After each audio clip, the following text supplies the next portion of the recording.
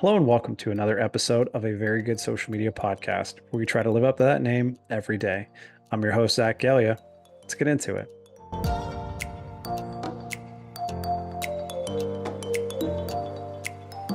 So today's episode, I have the pleasure of welcoming Garrett Downing, Director of Social Media and Digital Host for the Baltimore Ravens.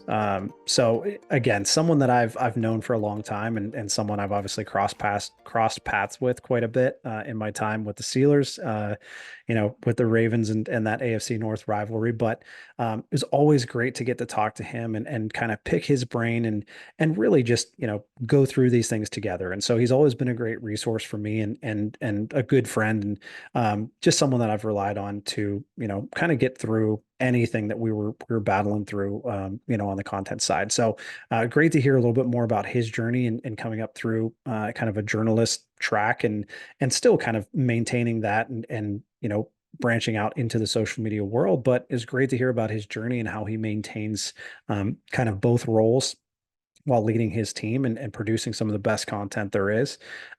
So can't wait to have you listen to everything that he has to say and just some of the advice he has and the things that he went through and some of the great projects that they've been a part of and most recently signing Derrick Henry and kind of breaking the internet with their content there. So without further ado, I'd like to welcome Garrett to the show. Thanks for having me. I'm glad to be here. Honestly, it's great to have you, and it's wild. Like I feel like our paths, like I don't know if they crossed when I was first with the Steelers. Like I'm sure we were in the same buildings at different times because you've obviously been with the Ravens for a while. But like I feel like we didn't really get to know each other until one of the like social summits that we had, and we got to kind Mhm. of sit back and chat and talk through stuff. But it was always fun to have like you and Cassie specifically, like friends within kind of the biggest rivalry within our team. Yeah, no, it is kind of funny. Like, there's the rivalry aspect, of course, on the field, but I think it's always good to like connect with people that you see twice a year within the division. Of course, you being one of those people when you were with the Steelers. So, yeah, it's great. Those social summits I think are always a lot of fun. They kind of got put on hold because of COVID, but I think that that time where you get a chance to connect with people around the league and talk through strategy and have conversations like this, I think it's good. And it's beneficial. And so I'm glad we're getting to do this here today. Definitely, man. Well, yeah, and it's funny because it's like, yeah, the teams playing each other, like, of course, that's a battle, that's a rivalry, that's a big thing. But it's like, all of the digital team, the social teams, like you're all going through the same trials and tribulations, the same issues, the same, whether it's a policy update or a new platform comes to be, it's like it's still, you're all technically like not technically, but like you're all colleagues, like you're all kind of coworkers throughout the NFL that you're trying to kind of get through it together. So it's always nice to have that support system. Yeah, totally. I mean, I think that like you speak the same language and you understand some of the same challenges, whether it's access or just ideas or budget or where you're coming up with the opportunity to interact with players and come up with new concepts. And there's a bit of a competitive aspect, in our field as well as on the playing field. Everyone wants to have the whatever it is, the schedule release video that everyone's talking about, or the branding that everybody's talking about, or when the different publications release the top Twitter accounts of the year, everyone wants to be at the top of that. And there's always different challenges that exist when you're in that kind of realm and talking about rankings and that type of thing. But I think that those conversations are valuable just because everybody understands kind of some of the limitations and the advantages that different teams and organizations have. And it's good to pick people's brains and strategize. I just always have enjoyed that and still do.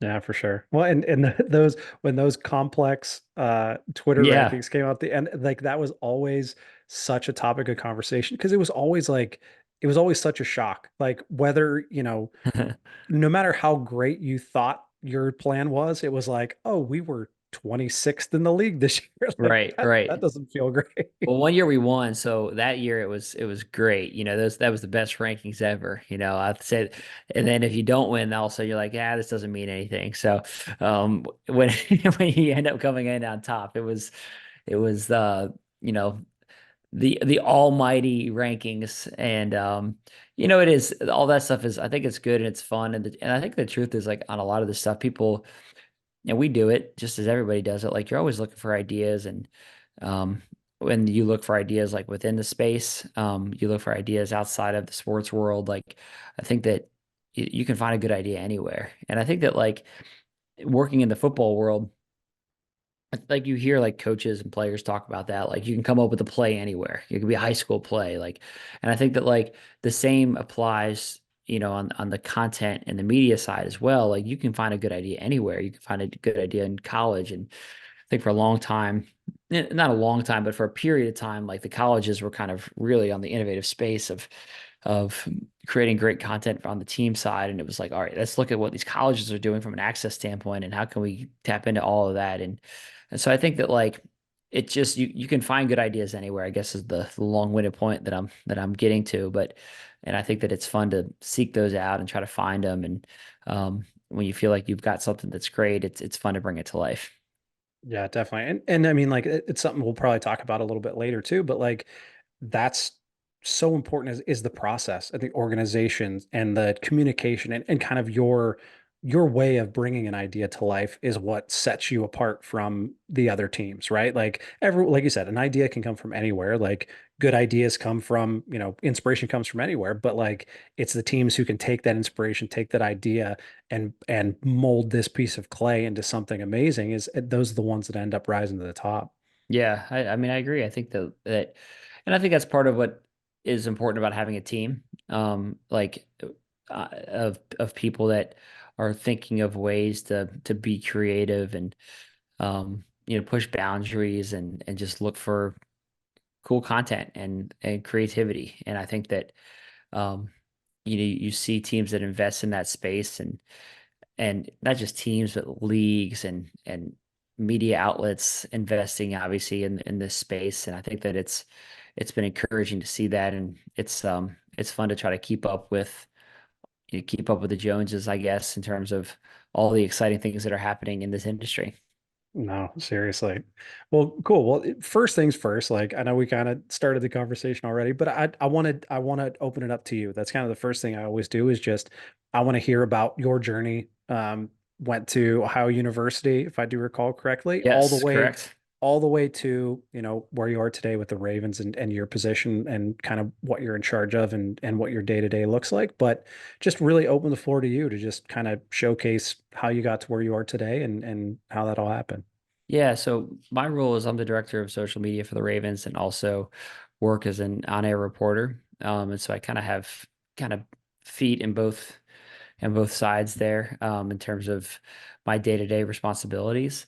Um, I was a journalism major in college when I went to OU. And so, honestly, from the time I was like in high school, I had this interest in the media and the sports world. And I can't say, like, when I was in high school that I knew I wanted to be a director of social media for an NFL team, like, not that clarity, but that job didn't even exist at that point. And so I think I knew I wanted to work in some space related to sports and content and media and something in that intersection. So my first job out of college, I guess before I graduated, let me just back up a second. I did a couple different internships in different places. I worked at the Washington Post. I worked at a TV/newspaper web multimedia role in Las Vegas for the Las Vegas Sun. I worked for Columbus Dispatch on a couple different internships. So I did these internships in different places and got some really great experience. And it was really valuable to me to, I think you learn as much, if not more, in a 3 month or 6 month internship as you do, an entire in your college career. I really do. Someone told me that one time, and I really do. I always felt like that real world experience in this field, in this industry, was as much as beneficial, if not more so, than any of the actual academic work. And I just felt like it was just so valuable to learn from other professionals and to actually do the job. So anyway, my first job out of college was working for a TV station in Cleveland, Ohio, ABC affiliate. Got great experience there. I was doing a little bit of everything. I was on the multimedia side at a really exciting time when it was kind of like, this is it's a new space and you're the young guy in the newsroom. So, teach some of the people who have been here for 3 decades how Twitter works. And like literally one weekend I hosted like a Twitter workshop, and just because people didn't know how it worked and they wanted somebody who could provide some insight. So it was really exciting to be part of that. And it was kind of strange. I was the new guy, but I also was looked to for some advice just because people look to me as like, you're the guy that should know this, you're 22 years old. So anyway, then I was there for about a year and a half. It was a really good experience. Did a little bit of everything, like I said, news, weather, traffic, sports, a little bit of on air, worked with a high school football show, and I knew I really wanted to work in the sports world. So any opportunity I could find to get out to Browns practice or Cavs practice or an Indians game at the time, like I would find a way to do it.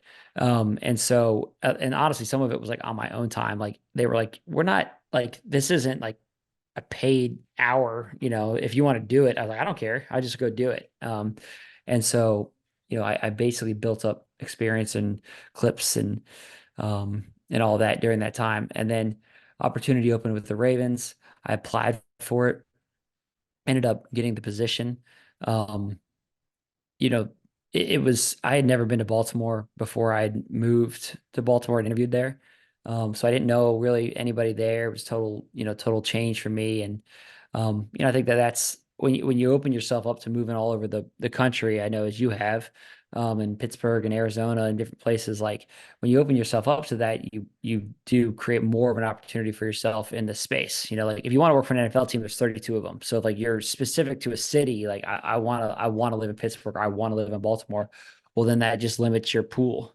So anyway, I moved to Baltimore, started as a staff writer and also working as an I N A reporter. And over the course of the 12 years I've been with Ravens, I started in 2011.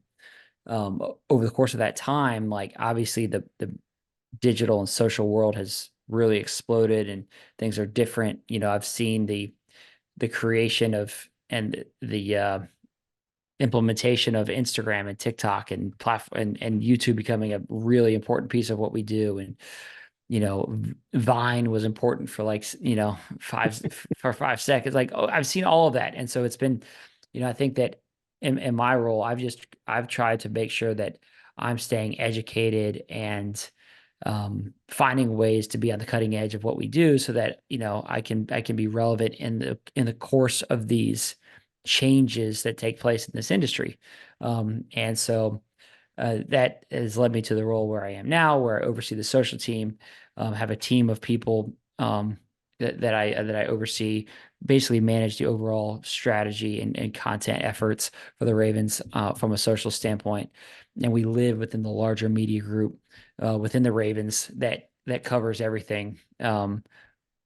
In-house TV shows, the video board content on game days, the long form, really high-end, great video work that Ravens fans see on YouTube and on our website. So I live in that realm, and so that's where I am now, and it's certainly exciting place to be.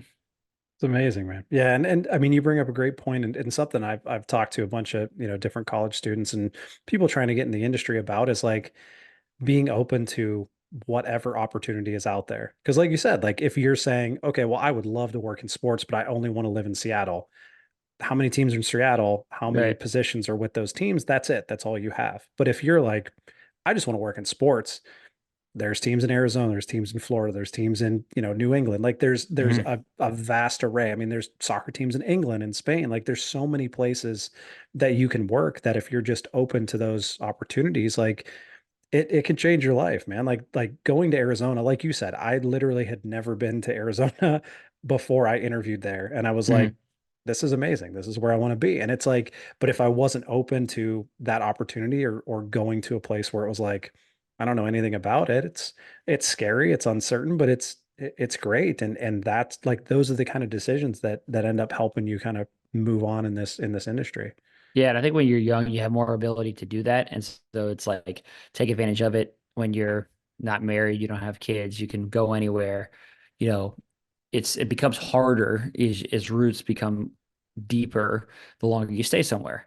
And so I think taking advantage of it then is great. And you never know how long you could be somewhere. Like when I started with the Ravens in 2011, I did not really expect that I would be here 12 years later, just because I never even been there. I grew up a Browns fan. I was like, I still have family and friends that give me a hard time at working for the Ravens. Um, and here I am 12 years later and I love it. So I think that, I think being open-minded and willing to take some risk on that front can be really rewarding in the long run.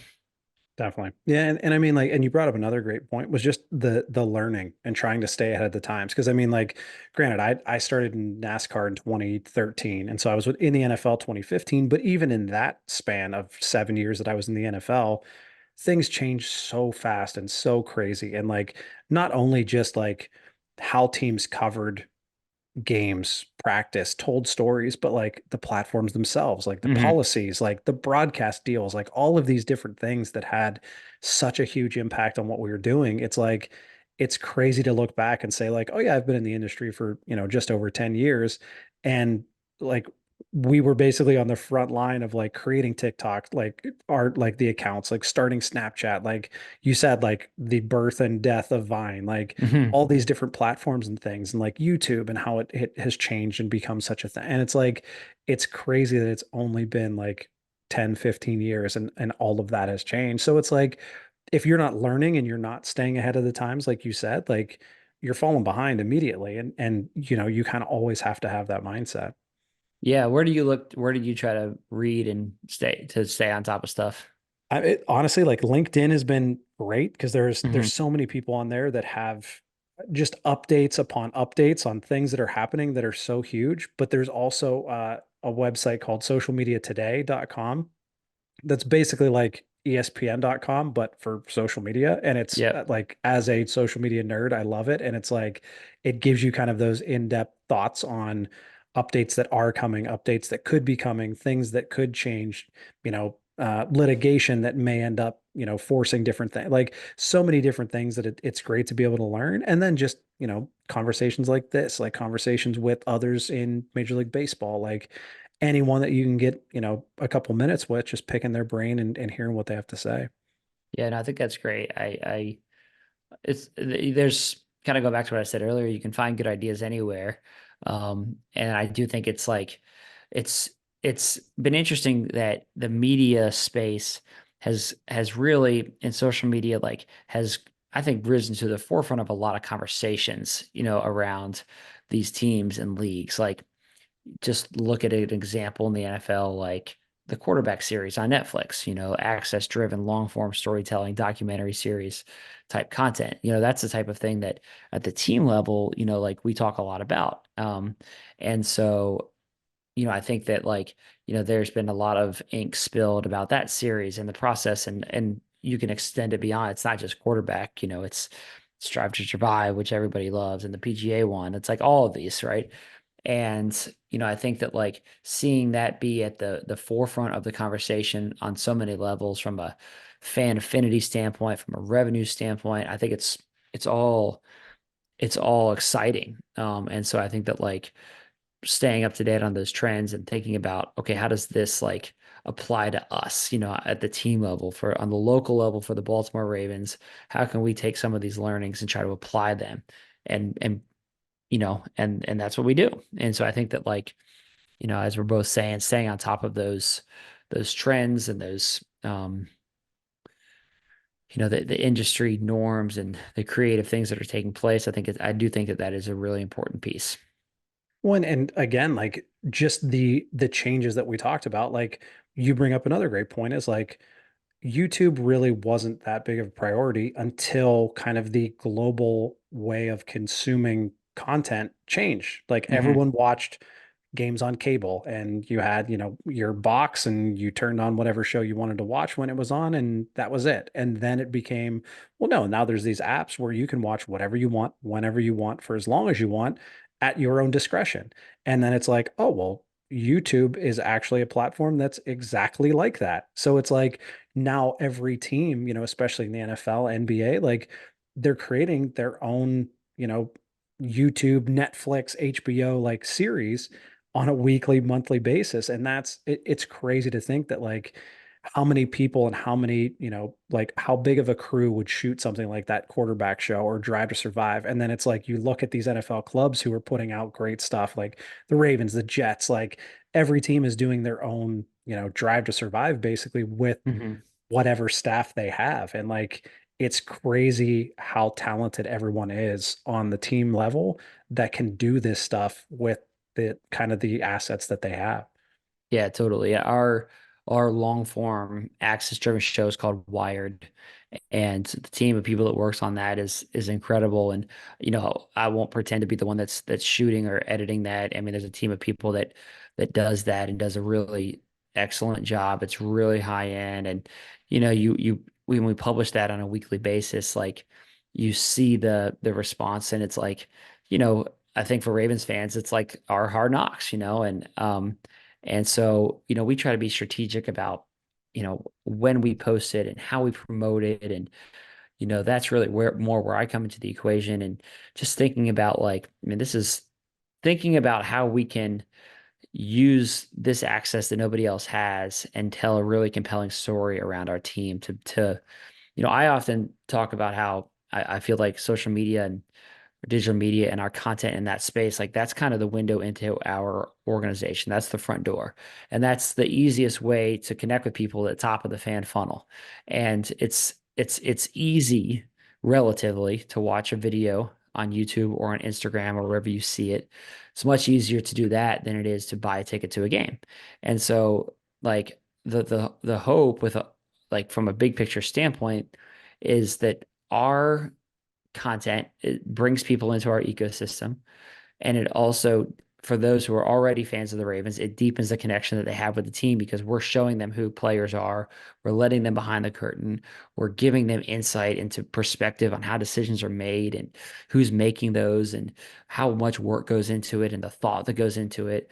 And so all of that just, in my view, allows people who are fans of the Ravens to have a better understanding of the people. And I really do believe that like people are attracted to connecting with other people. And so um I think all of that plays into, the connection. And so who knows? The hope is that, someone who's maybe 16 who starts following the Ravens on Instagram, who becomes a really big fan of Wired over the course of 10 years, then they buy jersey, then they buy merch, and then they come to a single game. And, 15 years from now, they're season ticket holders. That's like the long tail of this thing. And, I really do believe that happens. And and then at a minimum in the short term, you have this ability just to connect with people and to grow the excitement around your team. And, that can lead to better ratings and revenue and all that stuff. But I think that like there's both a short term and a long term play to all that we do. For sure. And I mean like there's different kinds of fans too, right? Like you have Hmm.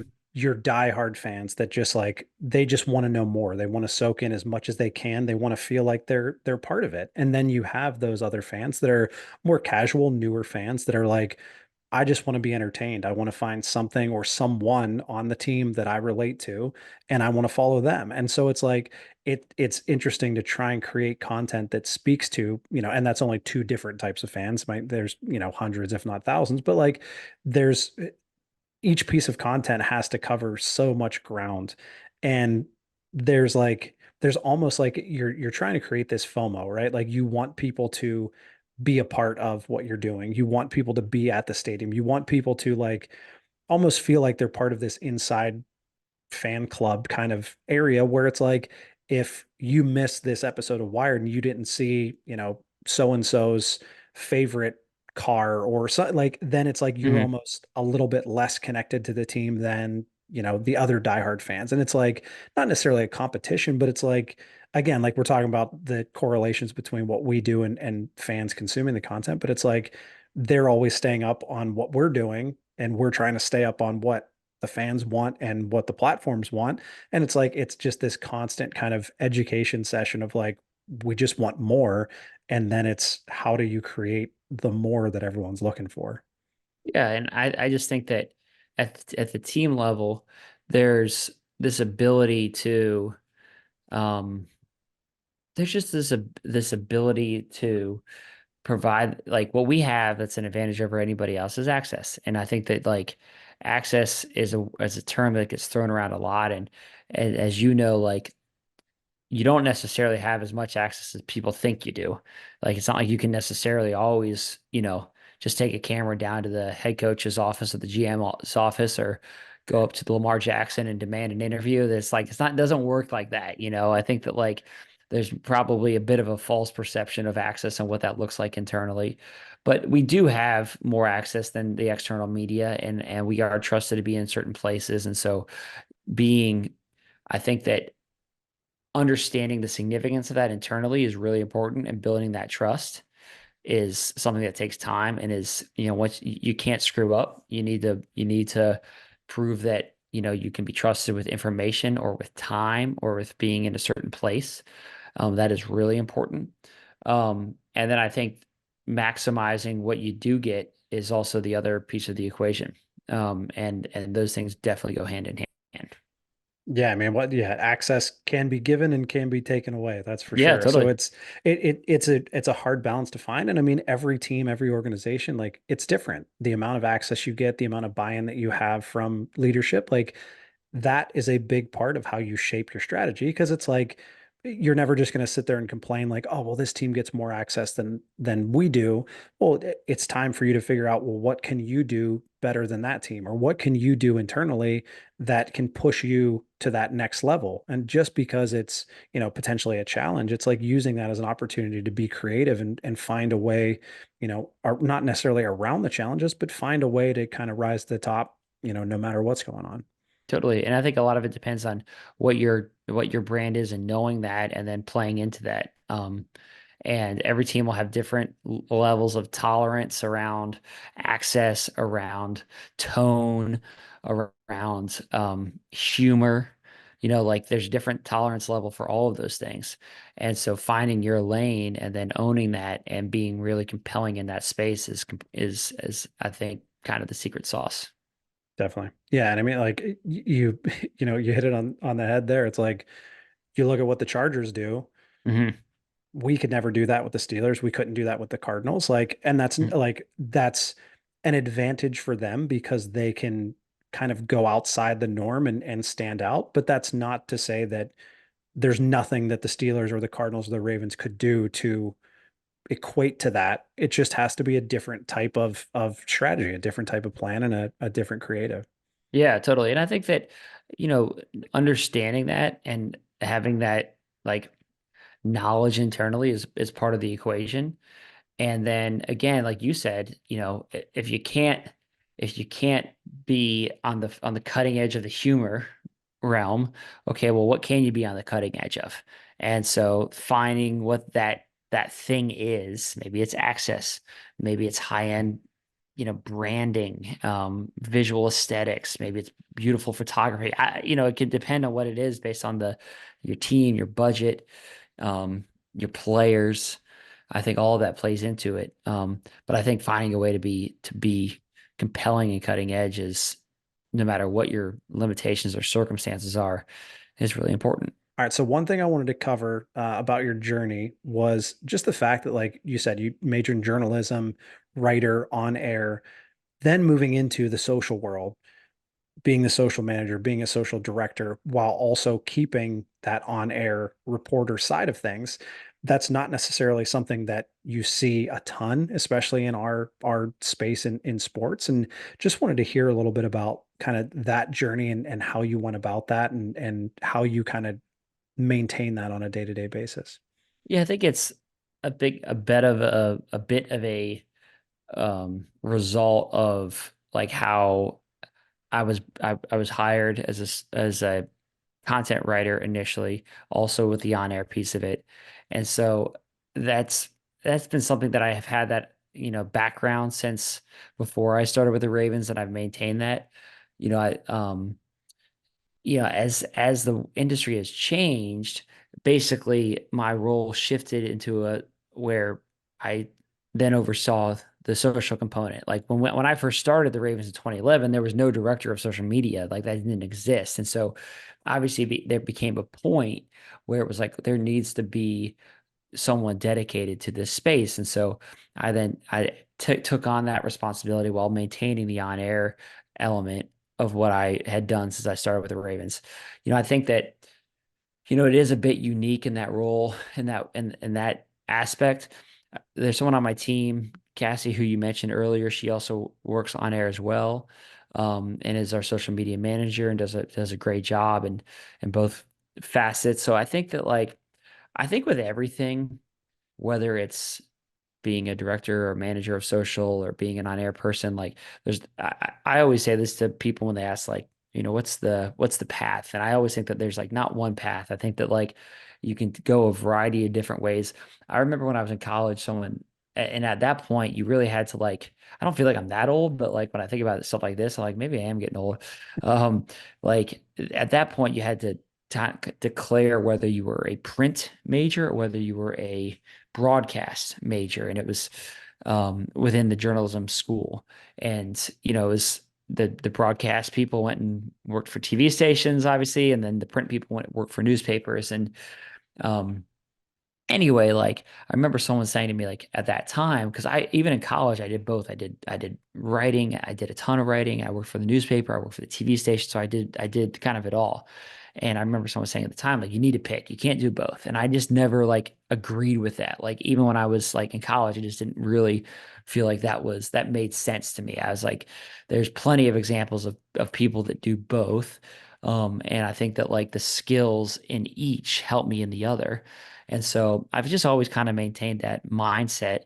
And I think that the experience on the on-air side does help me from a management side and understanding how that space works. And I think the reverse is true as well. So, um, I think that I guess like I said, I think it's just always kind of been innate to have interest in different aspects of the field. And I do think that for me, that has helped, and that has helped me in multiple aspects of my day-to-day responsibilities. And, on a day-to-day basis, where I am spending that time, I think that the management side is it really obviously takes a lot of focus and attention and um you know the building of strategy and the team and the management of people, that's where I spend a ton of time and focus and energy. So I think it all works hand in hand, and um I guess it's an interesting path, and everyone, like I said, everyone's got kind of a different way of going about things. Well, and that's been the best part about kind of this show is hearing of everyone's journey. Not a single one of my guests nor me have had the same journey to get to where they are. All of our positions are somewhat linked and similar, but it's the path to where we are is so different. And it's so Mhm. cool to hear just how that worked and the decisions that were made to get you to where you are and kind of how things all fell together. Yeah, absolutely. Well, cool. One thing I want to cover too is just I like to talk about kind of a favorite project or something that you were a part of that, you can take us through from start to finish. Like the idea came up, you found this inspiration, your team found this inspiration. How did this project come to be? And then all the way to it's posted. Now we see what the world thinks. Because there's so many steps in between those two steps that I think get overlooked a lot in kind of the strategy development, the communication, the, delegation, all these different things that you need to do to be successful and to get that initial idea all the way to where, it's now out for the world to see. Yeah, totally. I guess one that I'll point to just because it's top of mind is free agency this year. We signed Derrick Henry, and just kind of the process that goes into that. And as this is kind of inside baseball, but so the legal tampering period in football opens on a Monday, and then the teams have to basically stay silent until the new league year begins on Wednesday. And so you're in this kind of holding period.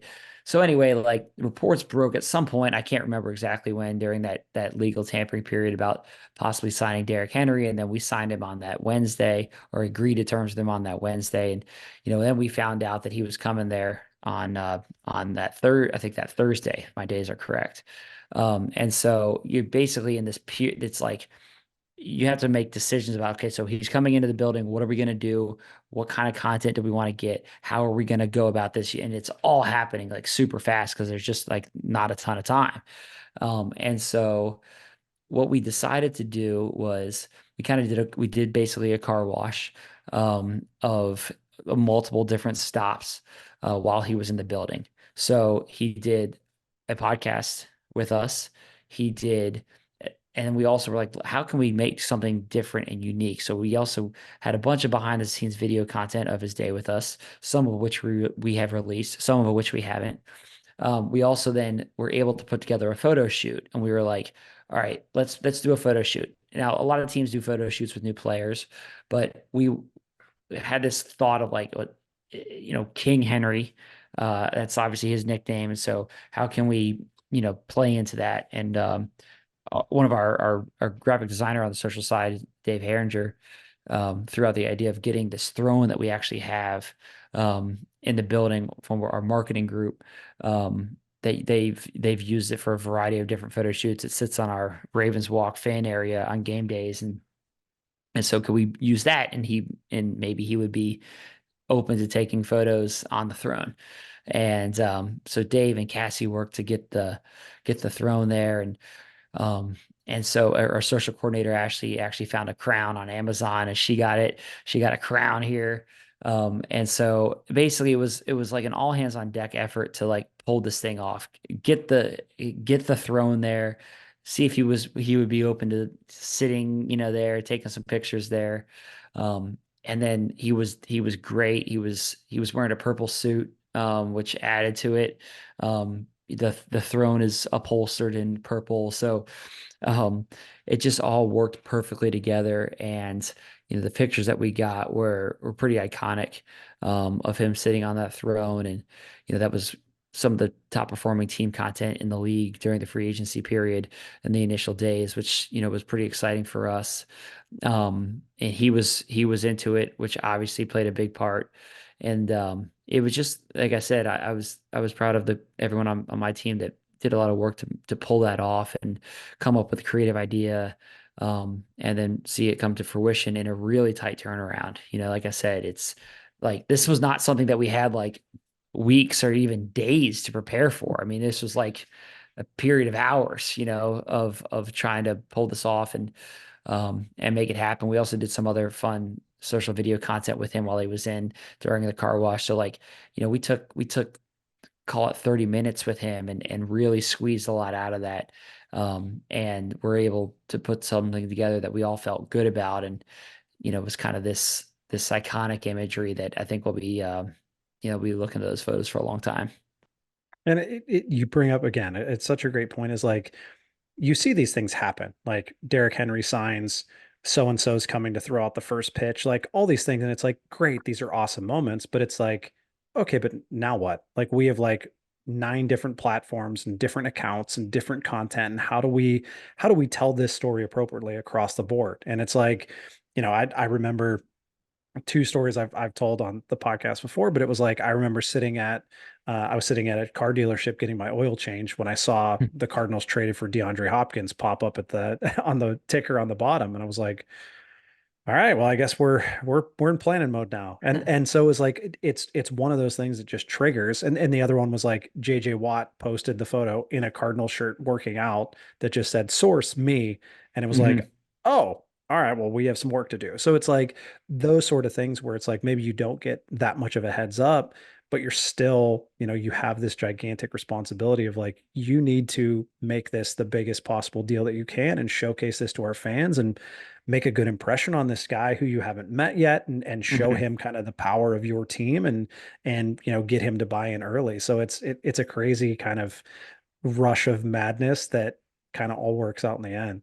Yeah, totally. I mean, it is to pull stuff like that off, you have to work quickly, efficiently, um, and then also like you have to there's this balance of like trying new things while also like knowing that you can go back to something that like you're gonna be able to get. And so there's like this balance of like, okay, do we try the throne photo shoot? Is he gonna be into it? Is he not? I don't know. We'll see. And then that one worked out perfectly. But you have to take some risks in certain ways because, we could have just gone the standard photo shoot, football, helmet, clean background, and that would have been fine. And those pictures would have been nice. They would have just not been as iconic as the throne photos were. And so I think you have to make those decisions sometimes, and there's some risk involved. But in this case, it was fun to see all that come together. Definitely. Well, changing gears a little bit, and before I get to kind of the goofy questions I have to sign us off, I just want to just ask kind of when thinking of kind of the next generation and those coming after us and seniors in college that are looking for their first role or seniors in high school who are still kind of figuring out what they're doing with their life. Um, what would be that one piece of advice that like you wish you could give to yourself back when you were in their shoes of what you wish you knew to kind of help you in the beginning of your journey? I think just getting involved and doing things like that's my main thing that I tell people if you're going to college, like it's always better. I feel like if a high school student asks me as they're going to college rather than like a student who's coming out of college who hasn't, been taken advantage of the opportunities that are there. But like if you're going to college, like get involved in everything, write for the newspaper, work for the TV station, work for the football team, the basketball team. Like there's a lot of opportunities that exist on a college campus. Especially like if you're doing work that's unpaid, like which, I did a lot of that and it's experience building, especially like if you're working for again a student newspaper, and you can also get paid opportunities too. I'm not saying only do unpaid, if you can get paid even better, but I think that like the real value of those opportunities at the college level is experience.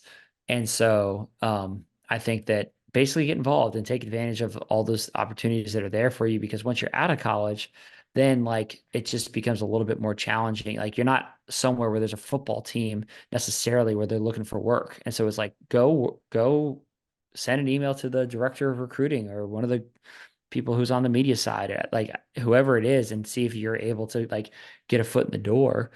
Um, and I think you'd be surprised at how willing people are to answer someone who is like hardworking and passionate and um, driven and shows that like, hey, if you give me this opportunity, I'll make the most of it.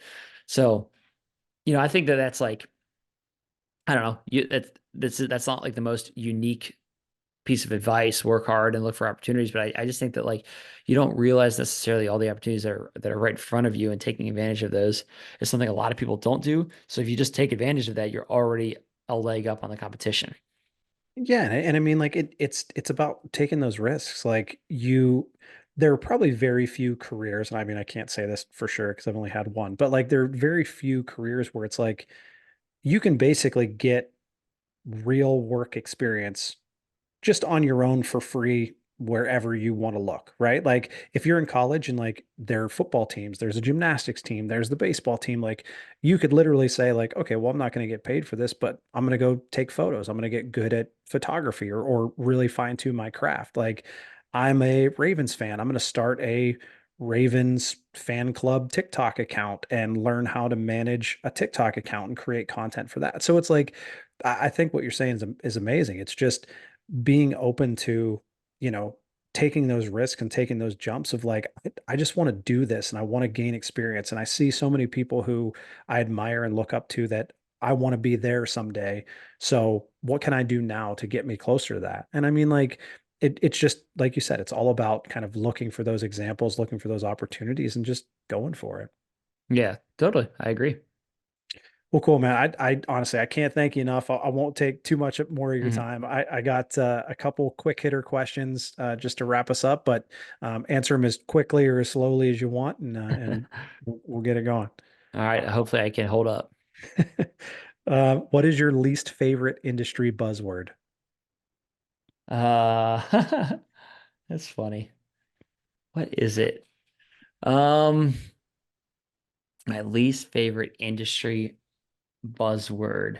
Gosh, I'm gonna like I need to think. I'm so bad at these games of like the quick hitter, like if I were like at a family gathering, I play like, you know, Pictionary or whatever, like no one wants to be on my team because I'm always terrible at coming up with like these quick games. For sure. Um All right, come back to me on that. I'll give you an answer. I'll come back to me on that. All right, we'll wrap it up with that one. Okay, If yeah. if you could only follow one brand team, one account on social, what would it be? Hmm. I think Bleacher Report has always done a great job of just informing you of the news of the big news and also keeping it culturally relevant. I just think they do a really good job of they got a huge audience. And so I guess if I was picking one to just keep me informed of the sports world, I would maybe pick Bleacher Report. Yeah, that's a good one. I like that. All right, these ones are a little bit different, a little bit easier. Parks and Rec or The Office? The Office. Uh, Friends or Seinfeld? Truth be told, I was not really a friend. I wasn't really into either of them. I've not seen, I'm like maybe one of the few people that like hasn't seen either series to seen every episode of every series. But if I had to pick, I'd probably say Seinfeld. Nice. Cool Ranch or Nacho Cheese? Nacho cheese. Nice. TikTok, Reels, or Shorts? Reels. I like it. Google Plus or IGTV? Um, yeah, I would go IGTV, I guess. I mean, oh for 2. Yeah, I think that's kind of a lose-lose. Short-lived. Yeah. Vine or MySpace? I liked Vine. I still think that like the I still feel like the so Vine would be my pick, but I still feel like the some of the characteristics of Vine, like you see them on TikTok or you see them on Instagram. So Vine was just ahead of its time, I think. Yeah, I agree. All right. And rate the finale of Game of Thrones 1 to 10. Probably a 4. I'm not like I won't go crazy and say like a 1 or but I don't think it's anywhere. I think it's a lot closer to 1 than it is to 10. Yeah. So I was certainly disappointed with that, but you know, 4, 3, I'm in that range. Yeah, I feel you. I feel you. I normally say a 5 just to stay in the middle, but yeah, Okay. I think it's a low 5 to say the Yeah, least. it's a But low 5. Yeah, yeah. um, On the cool. low end. Okay. So favorite industry buzzword, or least Oh, favorite industry buzzword. least favorite. I don't have a good one. I was trying to think about that as I was answering the other ones. What are yeah, what would you say yours is? There's been a few like it's a tough one for me. Viral was one. Yeah. Circle back was another one. Yeah, I was thinking Um, about Circle Back. I felt like that was more just like business speak than like the social yeah. industry.